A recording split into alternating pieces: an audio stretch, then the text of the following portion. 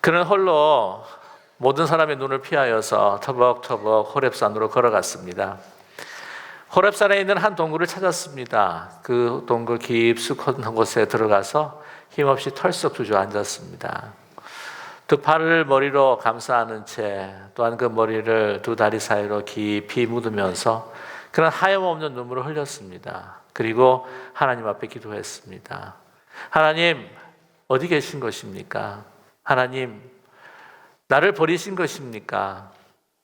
내가 온종일 신음하여서 하나님을 부르짖어도, 낮에도 밤에도 하나님을 부르짖어도 왜 응답하지 아니하십니까? 내 손을 바위에 부딪히며 정말 그 피가 흥건히 적셔 있는 그 바위를 보시면서도 어찌하여 나에게 응답하지 아니하십니까? 이세벨의 카레어에서 한 사람 남은 선지자도 없이 다 죽음을 당하고 이제 저 혼자 남았습니다. 이제는 저에게는 더 기력이 없습니다. 저는 탈진 상태입니다. 사는 것이 의미가 없습니다. 하나님, 나를 죽여주십시오. 나의 생명을 거두어 주십시오. 라고 그는 기도했습니다. 이렇게 한탄과 소름이 가득한 그 기도를 드린 사람은 다름 아니라 바로 그 위대한 선지자였던 엘리야였습니다. 이 엘리야 정말 40일 전만 해도요, 정말 위용이 당당했습니다. 여러분께서 기억하시는 갈멜산의 전투, 400명의 그 아세라 선지자, 450명의 바알 선지자를 맞닥뜨리면서 진정 여호와가 누구인가 분명하게 증명했던 바로 엘리야였습니다. 제단을 놓고 그 제물을 위에 놓고 우리가 기도할 때 불이 떨어지는가 한번 보자 그랬을 때에 그 850명의 그 선지자들이 그 신을 향하여 부르짖고 정말 자기 옷을 찢고 자기의 몸을 해하면서도 그 불이 내리지 않았습니다. 그러나 엘리야는 손을 들어서 한 번 하나님 앞에 기도했을 때에 하늘에서 불이 떨어져서 적셔져 있는 재물까지도 다 삼켜버리는 그런 놀라운 능력을 나타내었습니다.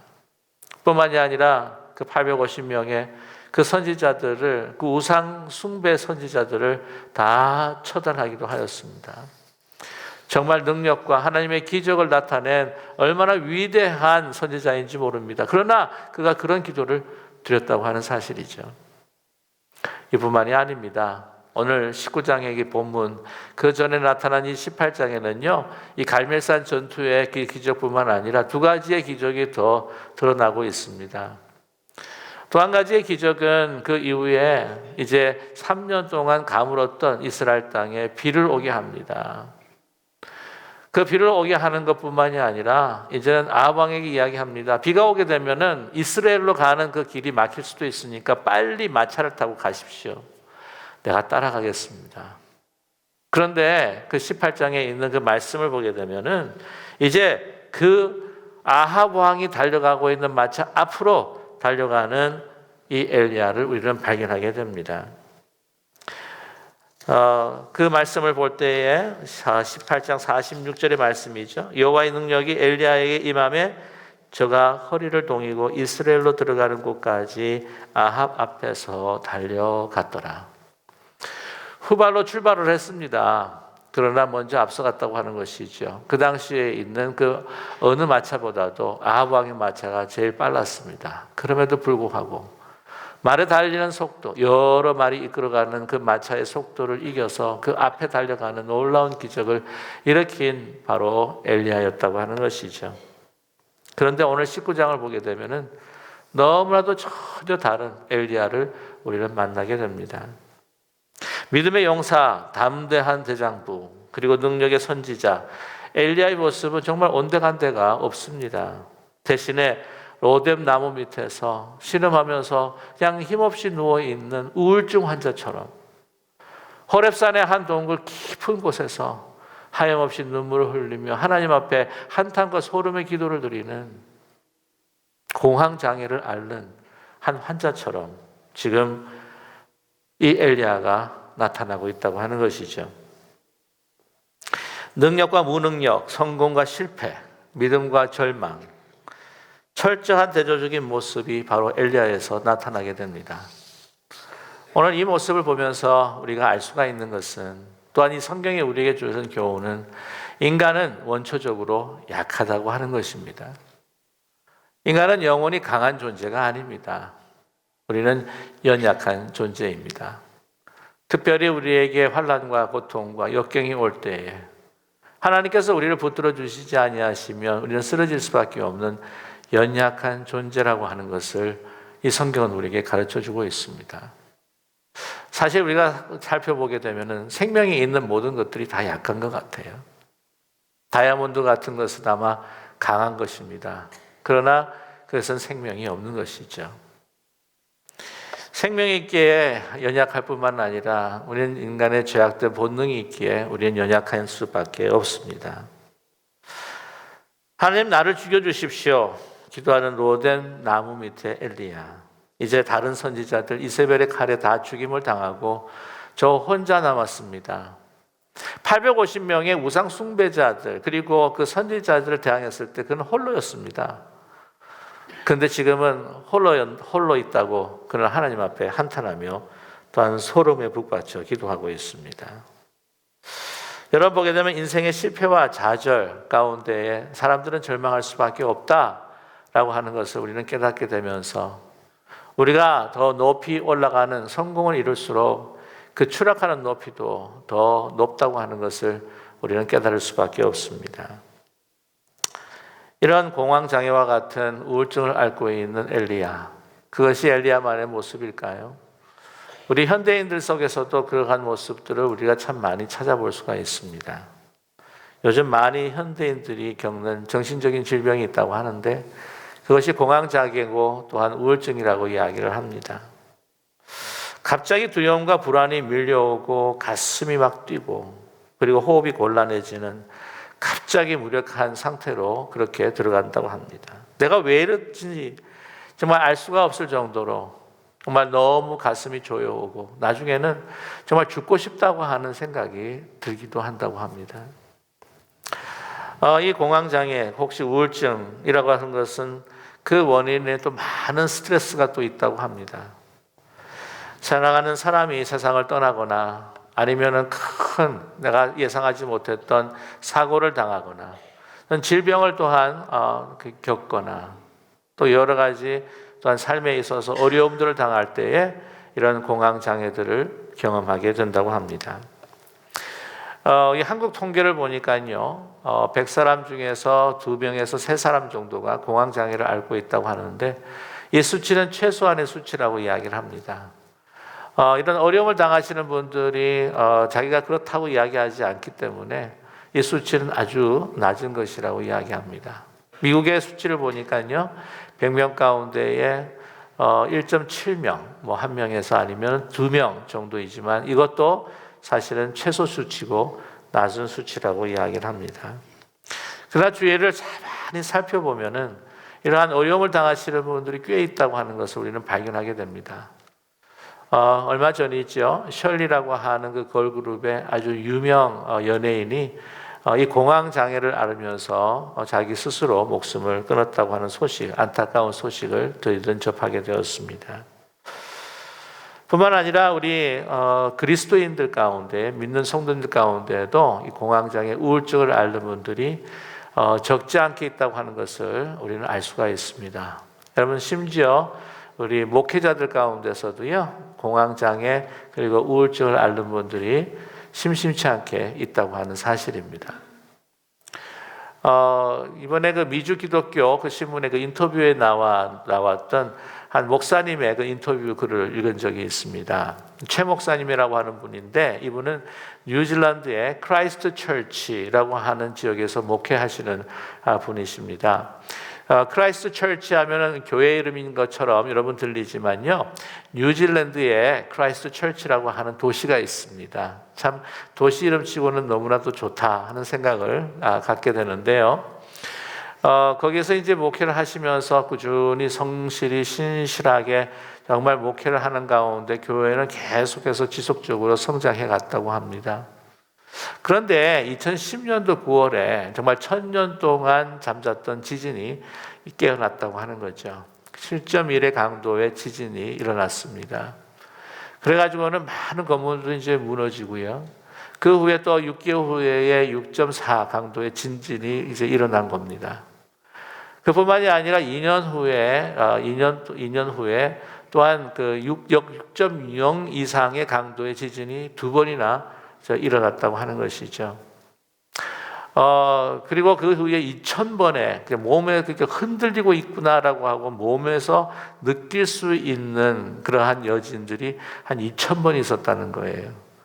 여러분 생각해 보시면은요, 1년에 365일이라고 생각을 하고 그냥 400일이라고 쳐도 그게 2년이면 이제 800일인데 800일 동안에 2000여 번의 그 여진이 있었다? 생각을 해 보십시오. 하루에 2번 이상을 경험하게 된다고 하는 거죠. 그러므로 인해서 이 그 현지 한국의 그 동포의 그 숫자가 급격하게 줄었다고 합니다. 반으로 줄었다는 거죠. 다 뿔뿔이 다른 지역으로 이제 흩어져 가버리고 만 겁니다. 그러니 얼마나 목회에 힘이 빠지셨겠어요. 뿐만이 아니었습니다. 또 그 이후에 The Christ Church에 있는 모스크에 백인이 진입하여 가지고 42명의 모슬렘 사람들을 갖다가 총기로 난사해서 죽여버리고 말았어요. 그 타운이요, 얼마나 긴장감에 도는지 못해. 아주 그 지진만큼 큰 충격을 준 것이 바로 그 테러 사건이었다고 합니다. 이런 과정들을 겪어가면서 그 최 목사님께서 갑자기 이런 몸에 이상이 오기 시작하더라는 거죠. 그래서 이제 말씀을 어느 한 주일날 말씀을 딱 전하는데 갑자기 어지러워지면서 숨을 쉴 수 없는 그 곤란함을 느꼈다는 것입니다. 그래가지고는 겨우겨우 하여튼 말씀을 마치고 난 다음에 이제 좀 괜찮아지겠지라고 생각하겠는데 계속해서 증상이 안 좋아지고 나빠졌다는 것이죠. 근육통이 심해지고 감정 조절이 안 되고 수면 장애가 심해지고 무기력증에 빠지고 가슴이 답답하고 막 현기증이 막 일어나고 감정이 막 어떤 무감정을 느낄 때도 있지만 어떤 감정이 막 폭발해 가지고는 막 자기의 머리로 막 어떤 벽에 막 박고 싶고 그러한 공황 장애를 자기가 앓고 있다고 하는 것을 알게 되었다는 것입니다. 최 목사님뿐만이 아니라 또 제가 얼마 전에 만났던 이 목사님과 함께 대화를 나누면서 알게 됐던 것은 그분이 저한테 그런 이야기를 하는 거예요. 목사님, 제가 2년 전에 심한 공황장애를 앓았습니다. 그러시는 거예요. 활발하게 활동하시는 목사님이신데. 그래서 정말 죽을 것 같더라는 거죠. 이렇게 딱 갑작스럽게 이 온몸이 조여오는데 자기의 몸에 딱 그냥 달라붙는 그 철갑옷 같은 것이 막 몸을 감싸면서 그 막 조이더라는 거예요. 그러면서 이 온 우주에 자기 혼자밖에 없다라고 하는 극심한 그 고독과 외로움을 느끼게 되었다고 합니다. 너무 가슴이 답답해가지고 막 죽고 싶다는 마음이 들더라는 거죠. 그래가지고 그 주위에 있는 분들에게 함께 동역하시는 분들에게 알리고 잠시 일을 중단했던 적도 있다고 그렇게 저한테 말씀을 나누어 주신 적이 있습니다. 제가 이렇게 말씀을 드리니까 혹시 제가 그런지 아는가 여러분께서 걱정하는 눈길로 보시는 것 같긴 하는데 아직은 아닌 것 같아요. 제가 말씀을 드리고 싶은 것은 뭐냐면은 목회자도 이런 어려움을 당한다는 것입니다. 근데 이거를 잘 내놓기가 힘든 거예요. 우리 성도님들도 잘 내놓기 힘든 거예요. 자기가 그것을 경험하고 또한 그것을 지금 순간 너무너무 힘든데도 불구하고 왜냐하면 믿음이 없어서 그렇게 되는 거야. 영성이 모자라서 그렇게 되는 것이 아니냐라고 하는 어떤 정죄의 말과 또한 정죄의 눈길로 나를 바라보는 것이 아닐까. 그래서 마음을 열지를 못한다고 하는 것이죠. 그런데 오늘 보시게 되면은 오늘 이 엘리야를 하나님께서 그 탈진과 그 공황장애에서부터 회복하시는 그런 인도의 손길을 오늘 본문을 통해서 우리는 발견하게 된다고 하는 사실입니다. 오늘 본문을 통해서 보면은 그 절박한 상황 속에서 정말 솔직한 고백의 기도를 이 엘리야가 드리고 있다고 하는 것입니다. 여러분, 우리가 기도가 하나님 앞에 드릴 때에 내 마음 가운데 있는 모든 것들을 토로하고 주님 앞에 내놓고 기도할 필요가 있다고 하는 것이죠. 주님, 정말 살기가 힘듭니다. 죽여주십시오. 그 마음이 바로 엘리야의 마음인데 서스럼 없이 하나님 앞에 토로하고 있습니다. 하나님 앞에 체면을 차리지를 않아요. 내가 이렇게 하나님 앞에, 거룩하신 하나님 앞에 이런 기도를 드리면 되겠는가 하는 생각이 아닙니다. 그럴 수밖에 없는 것이 하나님께서 우리의 깊은 내면의 모든 것들을 다 아시는 하나님이시기 때문입니다. 제가 맨 앞에 시편에 사실은 22편에 그 토로하고 한탄하는 시를 인용을 해서 이 엘리야의 기도를 만들어서 여러분께 소개를 했는데, 보시면 시편 20편도 그렇고요, 다윗의 시편도 그렇고요, 힘들고 어려운 마음들을 그대로 여과 없이 하나님 앞에 토로하는 기도들을 우리는 들을 수 있다고 하는 것이죠. 여러분, 그 신음하는 기도를 하나님께서 들어 응답하여 주시는 하나님이십니다. 그걸 거부하지 않으세요. 아니, 다른 어떤 이들에게도 이야기하고 싶지 않는 우리의 어두운 그 내면, 그 깊숙한 곳까지, 아니 내가 인정하고 싶지 않아서 또 묻고 또한 누르고 누렀던 모든 어두움들의 그 내면의 그 속들도 다 아시는 하나님 앞에 우리가 숨길 것이 무엇이 있겠습니까? 가식되고 또한 허황된 기도보다 더 솔직하고 투명한 기도를 하나님께서는 그 통탄하며 하나님 앞에 정말 소름으로 기도하는 그 기도를, 그 신음하는 기도를 들어주시는 하나님이십니다. 거기서부터 치유가 시작이 되는 거예요. 근데 하나님께부터뿐만 아니라 우리 주위 사람들에게도 그러한 마음들을 토로할 수 있는 믿음의 공동체가 필요하다는 거죠.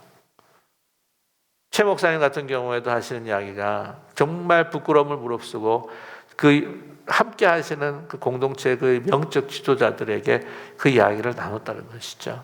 제가 이렇습니다. 제가 이런 어려움을 당하고 있습니다. 그래서 교회가 기도해주고 후원해줘서 쉴 수 있도록, 그래서 그 아주 깊은 쉼과 또 오랫동안의 쉼을 통하여서 다시 회복하고 난 다음에 미주 기독일보에 인터뷰를 하셨더라고요. 이제 다시 우리 돌아갑니다 라고 하는 그러한 인터뷰를 하셨습니다. 여러분, 우리가 하나님 앞에 우리가 솔직하게 우리가 다 내려놓고 기도하는 가운데 우리의 어려움과 또한 이 마음의 고통들을 함께 나눌 수 있는, 그것을 토로했을 때 정죄하지 않고 그대로 받아주고 이해하고 후원해주고 서포트해줄 수 있는 믿음의 공동체가 필요한 것입니다. 우리의 믿음의 공동체, 예수 그리스도의 몸과 예수 그리스도가 분리될 수가 없는 거예요. 하나님의 형상이 가장 잘 극명하게 나타난 것이 누구냐? 바로 우리 성도들이 아닙니까? 여러분 믿으세요? 그래서 피난처가 되어주고 그를 후원해주고 기도해주고 섬겨줄 때에 우리의 공동체는 정말 하나님과 같은 공동체가 되는 거예요. 정죄하지 않고, 아니 믿음 좋아 보였는데 저런 병이나 걸리고 있어? 이런 게 아니라는 거죠. 그 어느 누구도, 엘리야도 걸릴 수 있는 거라는 겁니다. 엘리야도. 하나님께서요 그 기도를 들어주시고요, 이제 그 육체적으로 먼저 회복시켜 주시는 모습들을 우리는 발견하게 됩니다. 열왕기상 19장 5절에서부터 이제 8절을 보시게 되면 오늘 읽지 않는 말씀입니다. 바로 그 전에 나타나는 그 말씀입니다. 제가 한번 읽어드릴게요. 로뎀 나무 아래 누워 자더니 천사가 그를 어루만지며 그에게 이르되 일어나서 먹으라 하는지라. 본즉 머리맡에 숯불이 구운 떡과 한 병 물이 있더라. 이에 먹고 마시고 다시 누웠더니 여호와의 천사가 또 다시 와서 어루만지며 일어나 먹으라 이르되 일어나 먹으라. 내가 갈 길을 다 가지 못할까 하노라 하는지라. 이에 일어나 먹고 마시고 그 음식물의 힘을 의지하여 40주 40야를 가서 하나님의 산 호렙에 이르니라 라고 이렇게 기록하고 있습니다. 이 모습은 하나님께서 육체적으로 탈진한 엘리야를 회복하시는 장면이죠. 보면은 이제 로뎀 나무 밑에서 이제 지쳐가지고 누워 있는 엘리야에게 하나님께서는 천사를 보내셔서 뭐라고 하냐면 이제 일어나서 자꾸 누워있지만 말고 어떻게 해요? 먹어야 돼. 막 먹이십니다. 여러분, 보통 공황장애나 우울증 계신 분들을요, 잘 먹으셔야 되는데요. 그래서 그런 분 혹시 발견되면 점심 사줄게, 저녁 사줄게. 잘 먹이는 거예요. 잘 맛있는 거 막 먹여야 된다고 합니다. 뿐만이 아니라 오늘 말씀 보게 되면은 이제 호렙산으로 걸어가는데 며칠요? 40주, 40낮, 그리고 40밤으로 걷게 하십니다. 보면 이 공황장애나 우울증에 계신 분들이 회복하시는 스토리 보게 되면은요, 의사 선생님도 그렇고 또 많은 분들이 막 걸으라는 거예요. 최 목사님도 계속해서 걸으셨다고 합니다. 쉬고 드시고 걷고. 그러니까 하나님 벌써 다 아셨어요. 40일 동안 계속 걷게 하시는 거예요. 그래서 호렙산으로 이르게 하십니다. 그 다음에 이 호렙산에 이르러 하나님께서는요, 그가 영적으로 탈진된 모습을 회복하시는 모습을 우리는 보게 됩니다. 오늘 절망 속에 부러지는 엘리야에게, 그 동굴 속에 있는 그 엘리야에게 하나님께서 또 나타나시고 임하십니다. 근데 오늘 참 재미있는 장면들이 있어요. 오늘 본문 11절에 보게 되면 먼저 크고 강한 그 바람이 산을 갈랐어요. 바위를 가릅니다. 여러분, 요즘에 아무리 강한 그 강풍과 태풍과 또한 회오리바람이라고 할지라도 여러분, 바위를 가르고 산을 갈라요? 이런 바람이 어디 있겠습니까? 그 여호와의 손길이 함께 하시는 그 바람이니까 엄청날 것이다. 우리는 기대가 됩니다. 이러한 엄청난 역사가 일어났을 때 엘리야가 기대를 했을 거예요. 그래, 이 상황에서 다시 한번 이런 강한 강풍을 불어내는 그러한 능력을 하나님께서 나에게 주어주실 것이다. 그래서 나에게 적대하는 모든 이들을 다 그냥 섬멸할 수 있게 하실 것이다. 그랬는데 오늘 말씀 보게 되면 거기에 여호와가 계시지 않았다라고 이야기합니다. 지진이 있었습니다. 땅이 무섭게 흔들렸습니다. 갈라집니다. 그래서 이 갈라진 것을 통하여서 이 능력을 주셔서 나를 대적하는 이스벨의 이 모든 군사들을 다 함몰시켜 버릴 거다. 하나님께서 이런 역사와 능력을 주실 거다. 그럼에도 불구하고 오늘 말씀 보니까 거기에도 하나님이 계시지 않았더라 라고 말씀합니다. 또 한 가지 그 후에 불이 이릅니다. 여러분, 850명의 그 바알과 아세라 선지자를 그렇게 무찔렀던 그 하늘에서의 불이 내렸을 때 바로 이거야. 나를 세우고 나로 함께 하시는 그 하나님이 이 불을 통하여서 나를 능력의 선지자로 나를 세워주실 거야 라고 기대했는데 거기에도 오늘 말씀을 보면 하나님이 계시지 아니하더라. 그런데 갑자기 세미한, 그 불 후에 세미한 음성이 들립니다. 세미한 소리, 들릴 듯만 듯한 소리. 이 히브리의 원어를 보게 되면요, 이건 거의 침묵하는 소리입니다. 들릴까 말까. 아니, 깊은 침묵. 아주 세미한 음성. 희미한 소리. 희미한 소리로 정말 속삭이든, 아니, 내면에 그 영혼이 들을 수 있을 그런 음성으로 들려주십니다. 뭐라고 말씀하셨을까요? 제가 이후에 나타나는 19장 13절에서부터 18절의 말씀을 제가 잠깐 요약해드리면 이렇습니다. 너 지금 호렙산으로 불렀는데 지금 동굴 안에서 지금 뭘 하고 있느냐? 하나님 알지 못하십니까? 이세벨에 의해서 다 선지자들이 죽고 저하만 남았는데 지금 피해서 도망해서 지금 이제 살 용기도 없고 제 모습이 이렇습니다. 그랬을 때에 하나님께서요, 그 호렙산에 불렀다고 하는 그 의미, 모세를 불려서 십계명을 주셨던 그 사명을 주신 그 산에서 그 세미한 음성으로 사명을 주시는 거예요. 무엇입니까? 역사를 바꾸는 사명들입니다. 뭐라고 말씀하세요? 너는 이곳 이제 다메섹으로 가라. 다메섹을 가서 아사엘이라고 하는 이에게 기름을 부어라. 그로 하여금 아람 왕이 되게 하여라. 이스라엘로 달려가라. 예후를 만나 예후에게 기름을 부어라. 그로 하여금 이스라엘 왕이 되게 하라. 그리고 너 이후로 너의 바톤을 이어받을 선지자 엘리사를 기름 부어라. 그로 하여금 너의 선지자의 직분을 잊게 하라. 그러면서 뭐라고 말씀하시냐면 너가 혼자인 줄 아느냐. 아직도 바알과 아세라의 그 무릎 꿇지 않는 7,000명의 선지자를 내가 남겨놓겠노라. 너는 결코 혼자가 아니라. 너는 결코 혼자가 아니라 너는 나와 함께하고 있고 내가 너와 함께하리라. 어떤 음성으로요? 지진도 아니고 강한 바람도 아니고 불도 아니고 아주 세미한 음성. 그냥 저 멀리 등잔불처럼 꺼질까 말까 하는 그러한 같은 음성. 그냥 바람에 스쳐가는 그 잎새에 흔들리는 그 음성. 그런 작은 미세한 세미한 음성으로 들려주셨다고 하는 사실입니다. 왜 그러셨을까요? 세상 사람들은 많은 사람들이 정말 우리가 볼 수 있는 아주 위대한 사건을 나에게 보여라. 그럼 내가 믿겠노라. 라고 그렇게 이야기하는 이 세상에서 왜 세미한 음성으로 우리에게 사명을 주시는 걸까요?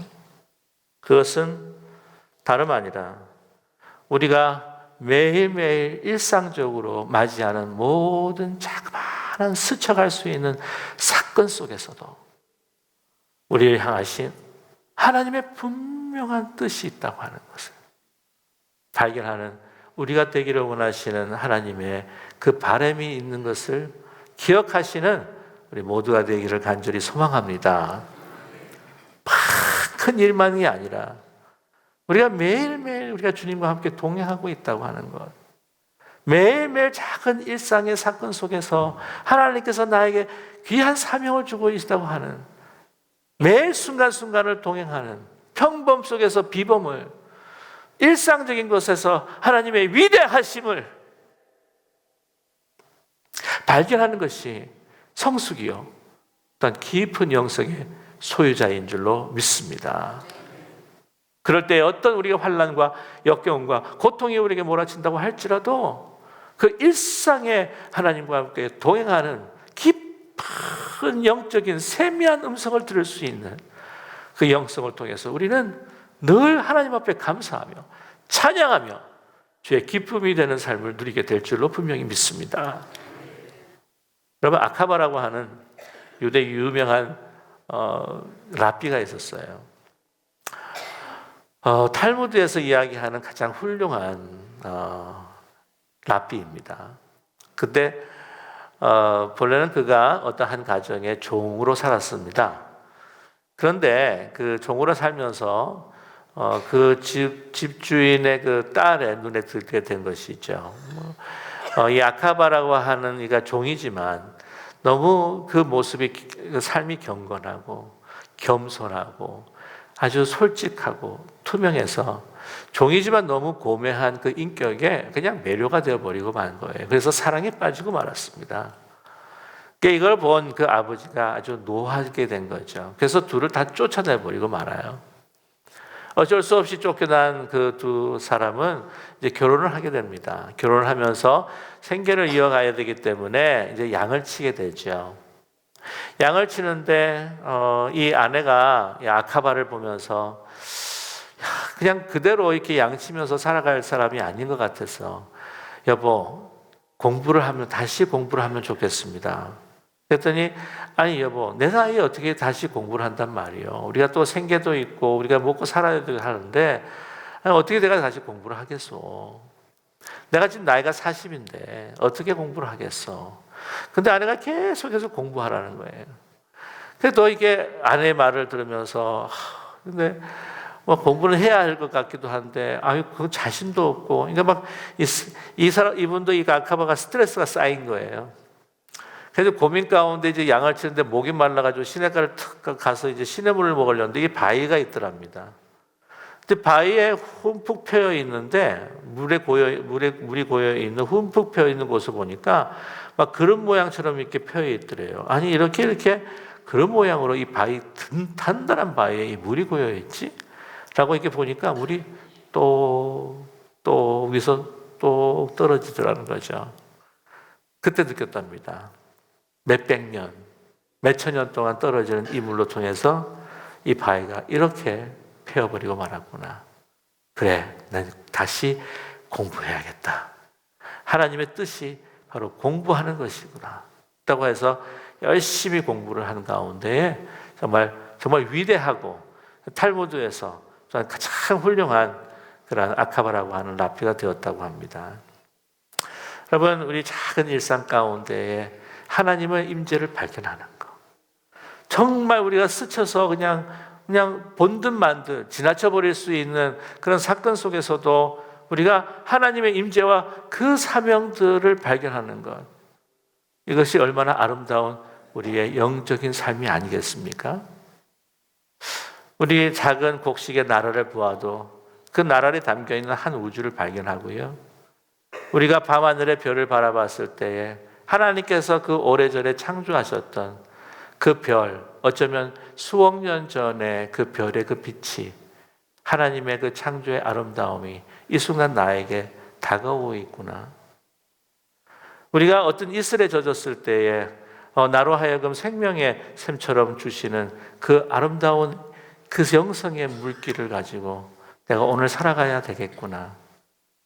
이제 머리가 아파서 길목으로 나와서 걸을 때쯤이면 불어오는 산산한 바람을 맞으면서 주님께서 말씀하신 것처럼 성령은 어디서 와서 어디로 가는지 잘 알지 못하는 그러나 우리가 느낄 수 있는 바람과 같은 것이다라고 말씀을 기억하면서 그 바람에서 우리가 성령의 임재하심과 우리의 이름을 부르시는 것들을 우리가 깊이 마음속에 새기면서 다시 한번 어떤 상황에 있다고 할지라도 우리가 주님이 나와 함께 하시고 주의 영광이 나를 감싸 안으시고 나를 버리지 아니하신다고 하는 그런 일상적인 영성을 통해서 여러분 다시 힘과 용기를 얻고 위로를 얻고 살아가는 저와 여러분 되기를 간절히 소망합니다. 그러한 마음으로 또 주위를 살피면서 엘리야처럼 힘들고 어려운 상황에 있는 이들에게 하나님처럼 다가가서 그들을 위로하고 우리의 조용한 위로의 음성으로 그들을 일으켜 세우실 수 있는 저와 여러분 되시기를 주님의 이름으로 간절히 축원합니다. 기도하겠습니다. 사랑의 하나님 아버지, 은혜를 감사합니다. 오늘도 저희들에게 숨쉬는 공기를 통해서 내가 만지는 내 물체를 통하여서 만나는 우리 성도님들의 빛나는 눈을 통하여서 아버지의 약속과 주님의 임재를 느끼며 살아가는 우리 모두들 될 수 있도록 도와주시옵소서. 일상적인 우리의 거실에서 또한 나의 침대에서 또한 나의 싱크에서 학교에서 기업에서 주님과 함께 동행하며 주의 임재와 하나님의 그 크고 놀라우신 사명들을 감당하는 우리 모두 되게 도와주시옵소서. 예수 그리스도의 이름으로 감사드리며 기도드립니다. 아멘.